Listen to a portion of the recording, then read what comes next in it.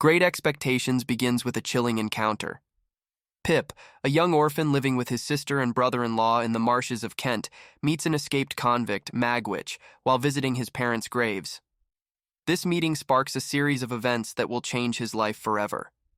Desperate and fierce, Magwitch demands food and a file to break his chains. Pip, moved by fear and pity, steals these items from his home, setting off a series of debts he will long struggle to repay. Although Magwitch is soon recaptured, the seeds of a future mystery are sown.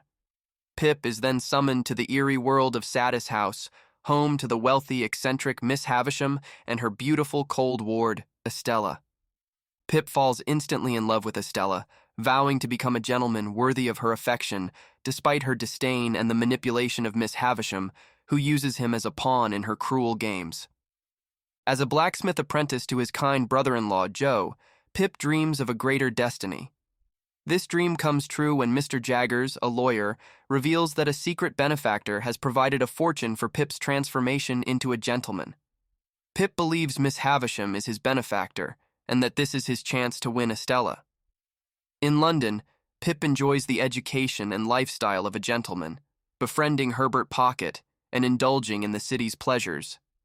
However, his illusions shatter when Magwitch reappears, revealing himself as Pip's true benefactor. Magwitch's fortune comes from hard-earned labor in Australia, not from the aristocracy as Pip had hoped. Pip's disgust and fear turn to loyalty as he learns more of Magwitch's story and his connection to Pip's enemies.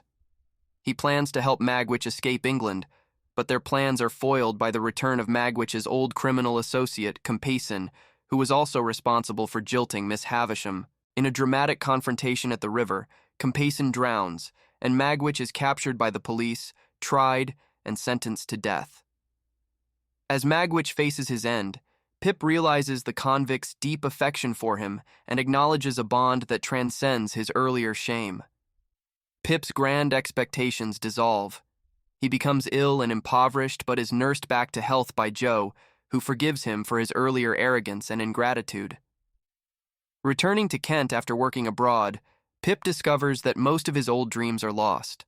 Joe has married Biddy, and Estella, changed by harsh experience, is widowed. The novel closes on an ambiguous note with Pip and Estella meeting in the ruins of Satis House. Changed by their experiences, they hold hands, suggesting a potential reconciliation and a new understanding, if not the romantic resolution Pip once fervently desired.